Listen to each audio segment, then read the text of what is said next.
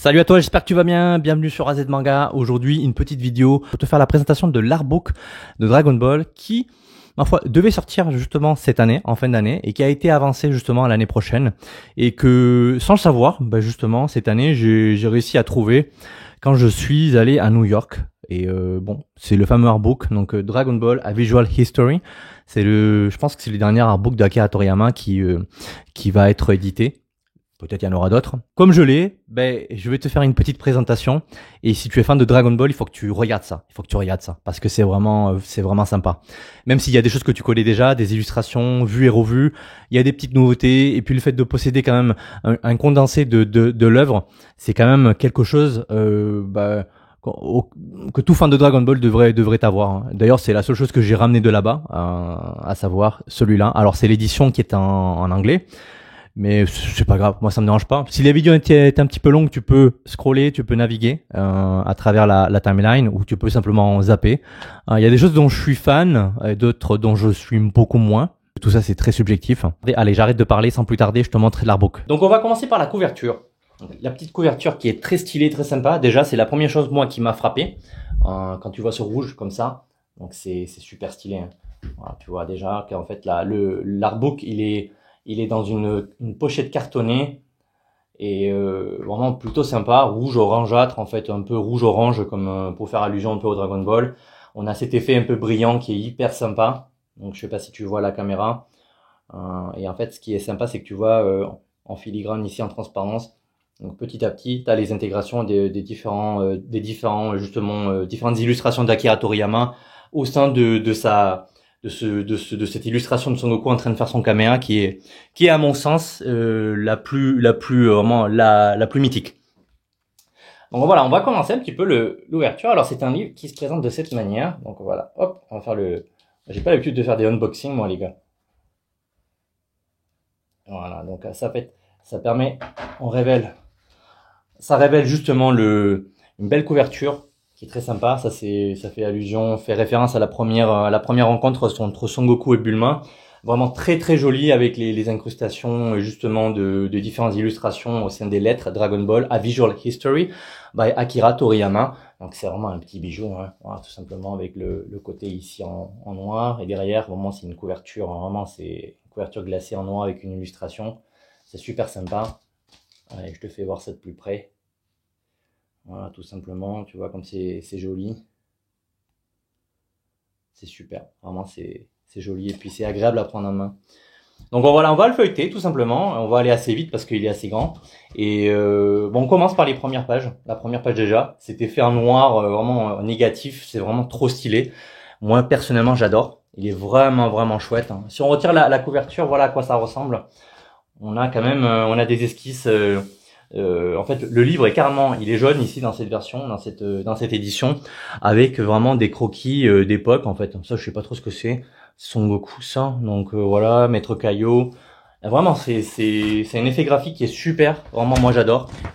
Donc, on commence. Donc là, ici, bon, t'as l'une de ses illustrations préférées, celle de Akira Toriyama, c'est où il dessine Son Gohan et Son Goten et Son Goku sur le mecha.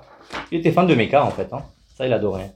Je crois que ça fait partie de c'est son illustration préférée, si je me trompe pas. Donc, on commence là comme ça. Voilà, petite présentation. Voilà, Akira Toriyama personnalisé. Et si j'ai bien compris, on va faire la chronologie, justement, la chronologie de ces illustrations, de ce qu'il a pu produire année par année, depuis le début de Dragon Ball jusqu'à la fin, d'une certaine manière, hein. Et tout ce qu'il a pu faire qui est peut-être un peu moins connu après la fin de Dragon Ball, quoi. Parce que moi il y a des choses que je vais découvrir, des illustrations que je connaissais pas du tout, et du coup ça va être l'occasion de pouvoir le partager. Donc 84, voilà, il commence donc avec cette série d'illustrations qu'on connaît tous, hein, 85. Voilà, en fait il faut savoir que ces illustrations là se trouvent déjà sur d'autres artbooks, notamment je crois qu'il y en a un qui est que j'ai déjà, je connais, c'est déjà ces illustrations. Bon, elles sont mythiques. Hein. Après, tu peux me dire, c'est vu et revu. Hein. Oui, c'est vrai que c'est vu et revu, c'est toujours les mêmes, mais ça fait toujours plaisir de les voir comme ça référencés. Là, ils ont fait un effort quand même de pagination, de chronologie, de mise en page. Donc c'est vraiment super. Hein. En tout cas, moi j'adore. Hein. 86. Donc là, les fameux croquis, dessins. C'est ça. Celle-ci, je pense Elle me dit pas grand chose. Je sais pas si je l'ai vue. J'ai l'impression que c'est la première fois que je les vois. Alors celle-ci elle est mythique, hein. Celle-ci tu connais. Tu connais celle-là, hein. Celle-ci, tout le monde la connaît, hein. Ah, quelques croquis, assez intéressants ici. J'avais pas vu là. Ouais. Toujours aussi stylé. Et ce qui est bien, c'est que c'est agréable, c'est que les pages elles sont de qualité. Tu sens elles sont assez épaisses. Vraiment, c'est une belle sensation aussi au toucher. 1987, voilà. Ça, c'est des illustrations qu'il a pu effectuer. Aussi, souvent sont tirées, la plupart sont tirées des couvertures du manga, donc de ce qu'il a pu publier au sein de la Shonen Jump au fil des années. C'est pour ça que je te dis, voilà, elles sont très connues, tu les connais sans doute, hein. Donc, ouais, si t'es un fan de Dragon Ball, donc y a pas photo, tu les connais déjà, donc elles sont vues et revues, mais bon, on se lasse jamais de les revoir, hein. Clairement, hein. Ah ouais, ce qui est bien, c'est de prendre le temps de pouvoir prendre le temps de regarder des illustrations comme celle-ci qui sont super sympas, où il y a beaucoup de détails, il y a une belle mise en scène, il y a un côté comique aussi qui est vraiment fait partie du Toriyama style. Non, non, il y a pas à dire, hein. 88,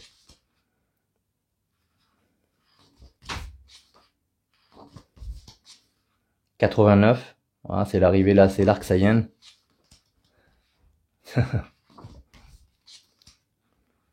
Au niveau coloriage, ça restait, il utilisait une encre spéciale pour faire des aplats de couleurs. Et franchement, le rendu est bien, hein. Donc il n'y avait pas d'ombrage vraiment, pas de recherche d'ombrage. C'était vraiment des aplats, ça apportait de la couleur et vraiment ça restait simple tout en étant sympa et vraiment très joli, hein. Voilà, ça c'est des petites vignettes. Ça, je sais pas d'où ça vient. Dragon Ball Z, Anime Special, Seal Fallout. Je sais pas d'où ça vient. En tout cas, ça fait partie. Il y a des petites choses que je redécouvre un petit peu. Beaucoup de trucs qui viennent des couvertures qu'on a déjà vu, hein, on a déjà vu en France, hein. Voilà, ça c'est contre Freezer.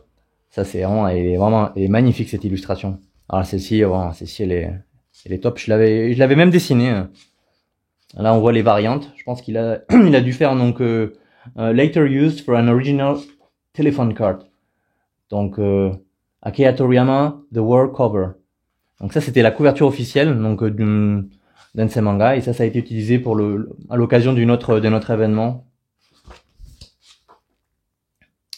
Voilà, c'est toujours sympa, hein, celle-là. J'avais un t-shirt à l'époque, j'avais un t-shirt qui avait cette illustration carrément dessus, un t-shirt gris quand j'étais môme et je l'adorais tout simplement avec le petit Son Gohan qui sort là ici et tous les autres petits personnages. C'est voilà, là c'est The Illustration Weekly Shonen Jump de 1990 issue 37e cover. Là on est en 91 après Freezer. J'adore les illustrations comme ça sont vraiment. Je trouve que ça fait un peu des petites illustrations spin-off, des choses qu'on n'a pas forcément vues, en fait, qui illustrent un petit peu le quotidien de Goku, des choses qu'on n'a pas vues, qu'on connaît pas, et ça permet de voir son Goku, son quotidien, de voir le personnage sous un autre angle, avec d'autres habits, dans un autre environnement, toujours avec une touche vraiment joyeuse, la joie de vivre, et c'est ça, je trouve, à la limite. À la limite, plus que les scènes de combat, moi je préfère peut-être des scènes comme ça du quotidien de Dragon Ball Z, Dragon Ball Z. Voilà, les différentes transformations de Freezer. Celle-ci, elle est mythique aussi, celle-là. Alors là, c'est Son Goku SSJ1, vraiment la perfection. C'est la perfection, celle-ci. 92. Voilà, là on arrive sur des illustrations un petit peu plus dark, enfin dans le sens un petit peu plus avec des tons un petit peu plus sombres. L'arc Cell était quand même quelque chose de très puissant quand même. Les illustrations aussi, elles envoient, hein. Ah, j'ai du mal à croire que ça c'est de 92. Ça date, hein. Ça commence à dater, hein. C'est super joli, hein. Voilà ça, waouh. Trunks, Son Gohan, Vegeta, Goku, Super Saiyan. Oh, j'ai passé une page là les gars. Ah, celle-ci, elle est vraiment géniale, elle est magnifique. 93. c'est top, c'est top. Ah, celle-ci, elle est magnifique aussi. Elle est magnifique. Le fameux sel, Perfect Cell. C'est lui, il est sublime. Franchement, cette illustration est sublime. Waouh, ah, celle-là, celle-ci, ouais, je me rappelle. Dommage que ça ait été coupé, c'est vrai qu'il n'y a pas l'effet vraiment où on peut aplatir complètement le livre. En même temps, j'ai pas envie de l'abîmer. Ah, c'est ça, avec père et fils, un Kamehameha. 94.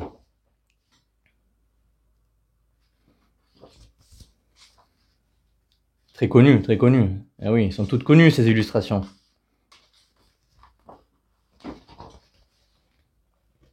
Voilà, super. Super. Voilà, celle-ci. 95. Là, on est sur du Dragon Ball GT. Je pense que ouais, c'est ça, ça c'est lui qui l'a fait, hein. A Weekly Shonen Jump, 1995, issue 52 Dragon Ball GT, exclusive illustration. Oui, donc là, on a des illustrations que moi j'ai jamais vues, hein. J'ai jamais été trop fan de GT, donc c'est vrai que j'ai jamais trop poussé, j'ai jamais trop recherché un petit peu comment te dire, un peu la suite de Dragon Ball. Pour moi, c'était la fin, ça s'arrêtait là, quoi. Donc, mais c'est vrai que ces illustrations, elles sont assez sympas, hein. Elles sont assez inédites. Il y en a que deux, enfin, en tout cas, hein. Il doit y en avoir plusieurs, hein, mais bon, c'est voilà, c'est Toriyama, donc ça a toujours une valeur, hein. C'est clairement. Hein. Avec le Satan là. Ah, celle-là, celle-là. Ça, magnifique, j'adore. Ça, c'est vraiment stylé, ces petits dessins comme ça en noir et blanc, avec Harale. Ouais. L'arc-bout. Alors, cette illustration, elle est sublime aussi. Elle est vraiment magnifique. Et il y a un effet de granule, de texture. Je pense qu'il a dû faire ça sur un papier un peu texturé à la base. Mais elle est magnifique, elle est magnifique. Franchement, si j'avais plus de place, je me ferais vraiment un poster de cette illustration. Je la mettrais dans mon bureau. Là, pareil, là, ça c'est quoi? C'est des BGT, ça, hein. Ouais, en fait, là, on commence un peu à taquiner Dragon Ball. Ça se mélange un peu Dragon Ball Z, Dragon Ball GT. Celle-ci, elle est très connue, elle était très connue d'illustration à l'époque.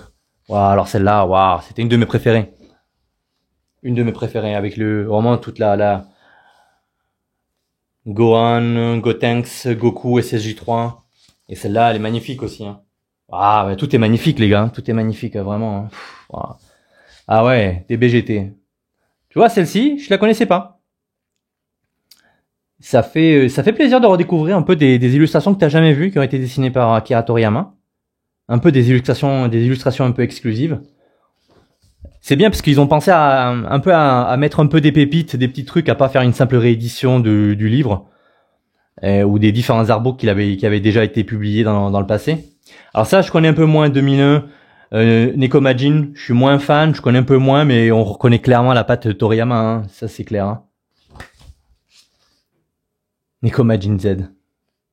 2002, voilà, là on commence, là, ça c'est la première, je crois que c'est la première couverture, deuxième couverture de la Perfect Edition de Dragon Ball.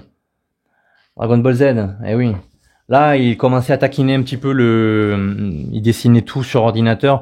Il avait commencé à dessiner ses couvertures. On l'avait contacté pour qu'il commence à dessiner ses couvertures bien avant, hein. C'était pour justement rééditer la Perfect Edition. Il était question qu'il refasse toutes ses couvertures. Et dans une interview que j'avais lue, il disait que justement, il avait dû relire toute l'œuvre et beaucoup de choses qu'il avait oubliées. Et à partir de la lecture de l'œuvre et de chaque tome, il devait justement synthétiser une illustration qui illustrait bien le tome en question. Alors moi personnellement, je suis un peu moins fan, hein, je suis un petit peu moins fan. Je dis pas que c'est pas beau, au contraire, c'est très joli, hein. Mais on retrouve plus trop le style Toriyama que moi j'adore, hein, qu'on retrouvait dans les mangas bien avant, hein. On voit qu'il est passé à un style un petit peu plus arrondi, quelque chose d'un peu plus doux, hein, plus comique, plus rigolo. Donc c'est ce qui est recherché surtout à la fin de Dragon Ball, hein. Donc il voulait un peu s'amuser. Donc on voit même que dans le trait c'est redevenu, on revient à quelque chose de plus basique, de plus simple, avec des formes vraiment avec des traits beaucoup plus minimalistes, un peu moins travaillés. Après ils sont jolis, hein. Franchement on peut pas dire, hein. Ce Krillin il est magnifique aussi, hein. Ouais. Tao Pai Pai il est sublime aussi.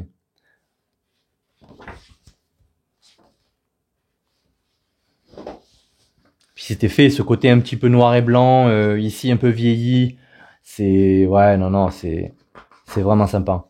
Voilà, là, il taquinait bien, hein, il faisait vraiment bien, il faisait son coloriage à l'ordinateur. Donc ça se voit clairement. Le style de dessin, bon, il a évolué, hein, il a évolué. On reconnaît des scènes comme ça, mais c'est marrant de voir comment l'évolution du dessin sur des scènes que t'as connues, au moins qu'il avait déjà posé il y a des années en arrière. Et toutes les formes sont vraiment arrondies, vraiment on arrive sur vraiment des formes arrondies. Il a délaissé le côté un peu carré, strict qu'il avait, un peu épuré, léger, on va dire.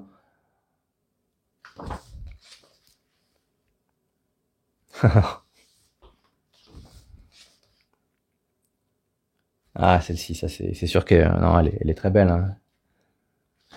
Elles sont très belles ces illustrations, hein. Mais moi je préfère celles qu'il avait déjà fait quand il était vraiment en pleine réalisation, en pleine création de Dragon Ball.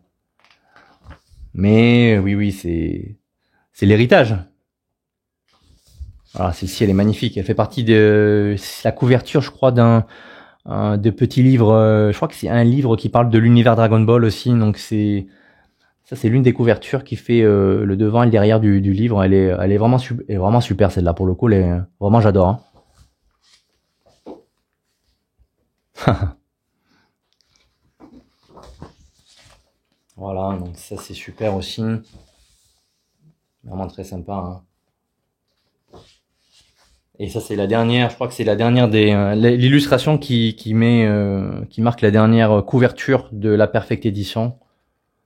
Son Goku, il est très sympa. Alors 2005. Alors 2005, ça c'est des dessins, des illustrations que je connais pas.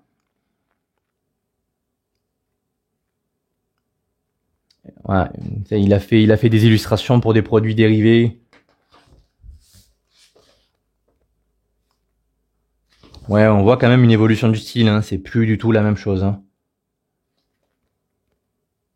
J'ai envie de te dire même que ça amorce un peu le style de dessin que Toyotaro a repris, en quelque sorte, quand il a commencé Dragon Ball Super, hein. Ça me fait penser à une sorte de transition vers ce style-là. Un Sangoku vraiment plus petit, avec des bras plus fins, avec des formes plus arrondies.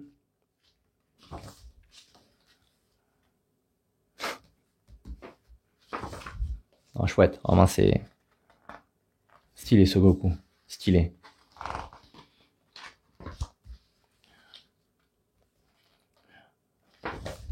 2011.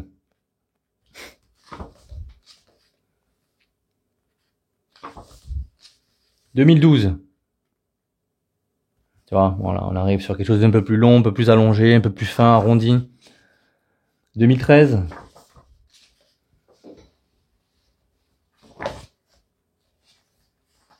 Voilà, on a tous les personnages. Là, on est sur du DB Super déjà. Archives. Là, ça va être plutôt des archives en noir et blanc, un récap de différentes couvertures qu'il a pu faire. Ça, c'était vraiment sympa, c'est joli, hein. Alors, on est sur des couvertures de la version américaine, hein, bien sûr, hein.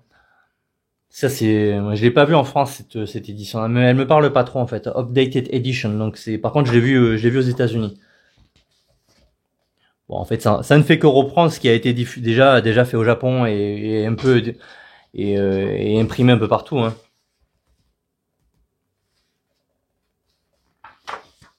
Les couvertures de la Perfect Edition. Et ça, je connais pas. Non, ça, c'est Nekomagine. Ouais, ben, d'accord. Ok.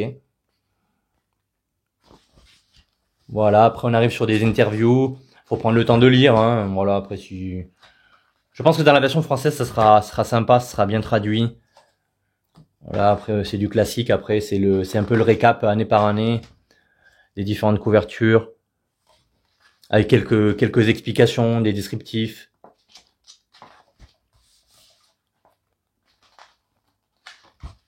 Non, non, très bien, hein, vraiment, très bien, hein. Voilà, on arrive à la fin, Shonen Jump. Et là, ça, c'est la couverture de fin. Celle-là, elle est magnifique. Et elle est sublime, sublime. Vraiment sublime. Et derrière, on voit ça. Donc, que dire de plus? Vraiment, c'est un joli artbook, hein. Je pense que ça sera le dernier.